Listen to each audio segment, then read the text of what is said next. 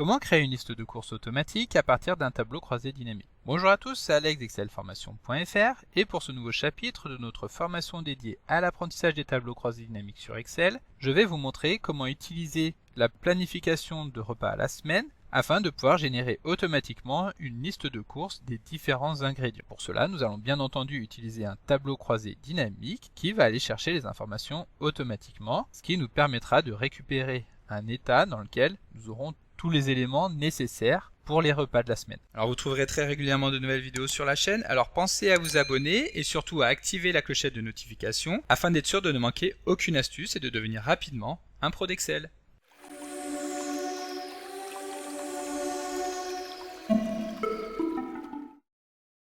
Avant d'entrer dans le vif du sujet, sachez que la vidéo que vous apprêtez à découvrir est directement extraite du livre Les tableaux croisés dynamiques, c'est facile, que vous pourrez commander sur le blog excelformation.fr en suivant le lien que vous trouverez dans la description de la vidéo. Ce livre reprend toutes les notions fondamentales qui vous permettront de maîtriser l'utilisation des tableaux croisés dynamiques dans Excel, et vous y retrouverez également de nombreux fichiers Excel qui vous permettront de suivre l'ensemble des thèmes abordés dans le livre, ainsi qu'une fiche de synthèse qui reprend les éléments essentiels du tableau croisé dynamique. Alors si vous voulez soutenir le site et la chaîne YouTube, et qu'en plus vous voulez apprendre à maîtriser les tableaux croisés dynamiques, n'hésitez surtout pas à commander votre exemplaire du livre. Pour illustrer le chapitre que nous allons découvrir dans cette vidéo, nous allons utiliser un outil de planification des repas hebdomadaires. Nous avons justement cet outil à l'écran sous les yeux, et dans celui-ci nous retrouvons l'ensemble des repas à planifier sur une semaine de 7 jours, pour le midi et pour le soir. Pour gagner du temps lors de l'établissement du document, les différents éléments de ce document sont saisis dans une base de données que nous retrouvons sur l'onglet Liste. Comme vous pouvez alors le constater, chaque élément que nous avons est décomposé de une ou plusieurs lignes en fonction des différents ingrédients nécessaires. De cette manière, nous pouvons constater que l'élément banane est composé d'un seul élément qui est une banane, qui est rangé dans la catégorie fruits et légumes et dont la quantité par personne est d'à peu près 50 grammes. En revanche, si nous regardons par exemple l'élément lasagne qui est composé de plusieurs ingrédients, nous avons tout d'abord du bœuf haché qui appartient à la catégorie boucherie et pour lequel nous mettons 250 grammes par personne. Les pâtes à lasagne sont classées dans la catégorie autre alimentaire et il y en a une par personne. Et enfin, il y a également des tomates qui sont classées dans la famille fruits et légumes et nous en mettons 2 par personne. Donc évidemment, comme vous pouvez le voir ici, les éléments que nous retrouvons sont insérés à titre purement illustratif et ne correspondent pas à une véritable recette. Et donc pour finir dans la découverte du fonctionnement de ce document, si nous revenons sur l'onglet principal, nous retrouvons ici un petit tableau dans lequel nous allons avoir à nouveau les différents éléments, donc banane, boulgour, brosse à dents, etc., mais sans les doublons. C'est pourquoi nous retrouvons par exemple l'élément lasagne sur une seule ligne. À partir de ce tableau de synthèse, nous allons donc pouvoir mettre en place une validation de données qui nous permettra ensuite de pouvoir choisir directement les différents éléments au sein d'un menu déroulant, ce qui permettra à la fois de gagner du temps, mais également de contrôler que la saisie correspond effectivement à ce qui est attendu par Excel. Donc maintenant que nous avons vu dans les grandes lignes comment fonctionne cet outil de planification hebdomadaire, je vous propose de voir comment l'améliorer pour mettre en place une liste de courses automatique générée à partir des données que nous allons insérer dans cet outil. La première chose à faire sera donc tout d'abord de dénombrer le nombre de répétitions de chaque élément que nous retrouvons ici. Pour cela, nous revenons donc sur le tableau de synthèse que nous avons ici, dans lequel nous allons insérer une nouvelle colonne que nous allons appeler nombre. Donc pour insérer une nouvelle colonne sur un tableau qui est mis en forme en tant que tableau de données, il suffit tout simplement d'insérer le titre, donc nombre, et Excel va automatiquement étendre la plage des cellules de ce tableau pour prendre en compte la nouvelle colonne. Dans cette colonne, nous allons utiliser la fonction nombre aussi, qui permet de dénombrer le nombre de cellules dont la valeur est égale à une valeur donnée. Donc ici, nous commençons par sélectionner la plage des cellules sur laquelle nous souhaitons effectuer l'analyse. Il s'agit tout simplement de la plage des cellules de l'ensemble des données que nous retrouvons sur notre outil de planification. Donc nous prenons dans un premier temps les cellules qui correspondent aux planifications des repas et nous allons également prendre en compte les produits non alimentaires qui seront également intégrés dans notre liste de courses. Une fois que nous avons donc dans notre fonction la plage des cellules que nous voulons intégrer dans notre calcul, nous appuyons sur la touche F4 afin qu'Excel insère automatiquement les symboles $. Cela va permettre de fixer les coordonnées des cellules que nous avons sélectionnées afin de pouvoir étendre automatiquement juste après la fonction sur l'ensemble des cellules de la colonne. Ensuite, nous passons sur le second argument qui correspond donc au critère que nous allons vouloir mettre en place. Ce critère correspond évidemment à l'élément que nous retrouvons sur la même ligne de la colonne donnée.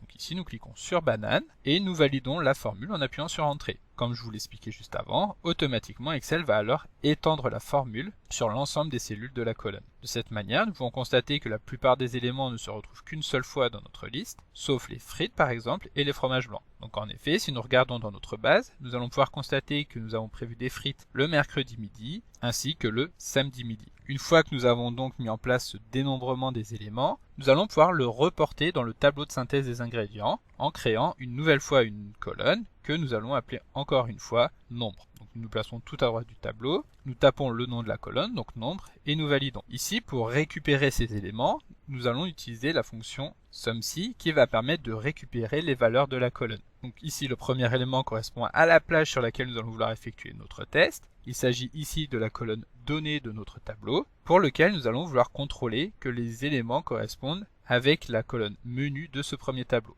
Et ensuite, nous allons sélectionner la plage des cellules sur laquelle nous voulons effectuer cette somme, qui correspond bien entendu à la colonne nombre. Nous venons la sélectionner et nous validons l'insertion de la formule. De cette manière, étant donné que les éléments donc sur le premier tableau ne se retrouvent qu'une seule fois dans la base, nous allons effectivement retrouver les mêmes données dans les colonnes nombre d'un côté et de l'autre. Par exemple, nous retrouvons la plupart des éléments une seule fois, sauf les éléments frites et fromage blanc que nous avons repérés tout à l'heure comme se répétant deux fois. Et donc maintenant, avant de pouvoir créer notre tableau croisé dynamique, il ne nous reste plus qu'une seule colonne à insérer dans ce tableau, dans lequel nous allons vouloir calculer les quantités totales de chaque ingrédient. Pour cela, nous insérons donc cette colonne que nous appelons courses, étant donné que nous allons déterminer les quantités à prévoir sur notre liste de courses. Donc courses, nous validons, et donc ici nous allons insérer une formule qui va permettre de calculer les quantités nécessaires en multipliant tout simplement la colonne quantité avec la colonne nombre. Une fois que nous avons les quantités nécessaires donc pour une seule personne, pour la semaine complète, nous allons pouvoir multiplier ces données donc par le nombre de personnes, mais à condition uniquement qu'il s'agisse de produits alimentaires. Donc nous allons effectuer un test avec la fonction SI que nous allons appliquer sur la colonne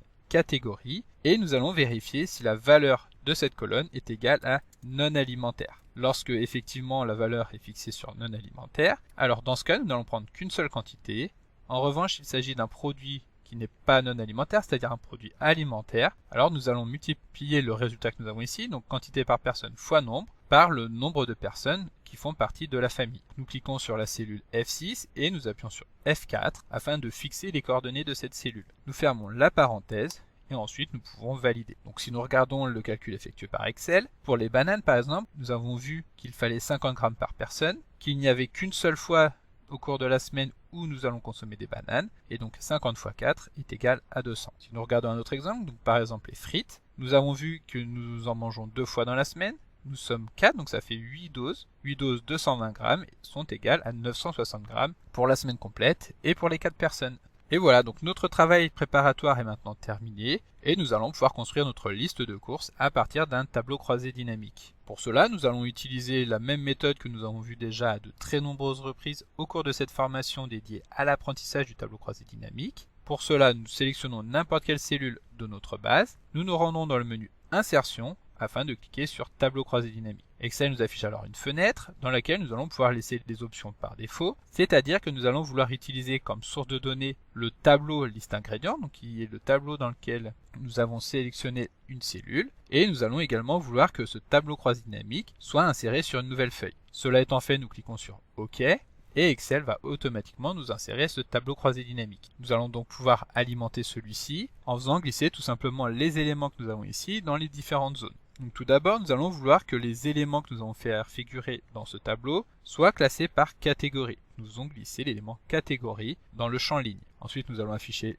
les ingrédients et l'unité permet de connaître les quantités de chaque élément. Pour finir, nous allons faire glisser l'élément course dans lequel nous avons les quantités par élément que nous allons glisser dans le champ valeur. Donc si nous regardons, nous trouvons par exemple en autre alimentaire la ligne baguette dans lequel nous demandons 4 unités. Donc pour améliorer la lisibilité de ce document, nous pouvons également lui appliquer une disposition tabulaire en nous rendant dans le menu Création, donc il ne sera affiché que lorsque nous aurons sélectionné une cellule du tableau croisé dynamique, et dans Disposition du rapport, nous allons sélectionner Afficher sous forme tabulaire. De cette manière, les informations sont plus claires étant donné que celles-ci sont sur une seule ligne. Donc nous avons effectivement 4 unités de baguette et 400 g de boulgour. Comme vous pouvez le voir, nous avons également des sous-totaux, donc qui ne servent à rien étant donné qu'ils font les sous-totaux d'un seul élément. Nous retrouvons tous ces éléments en double. Donc ici, nous allons les supprimer en déroulant le menu sous-totaux, donc du menu création, et en choisissant ne pas afficher les sous-totaux. Nous allons également en profiter pour supprimer les totaux de lignes et de colonnes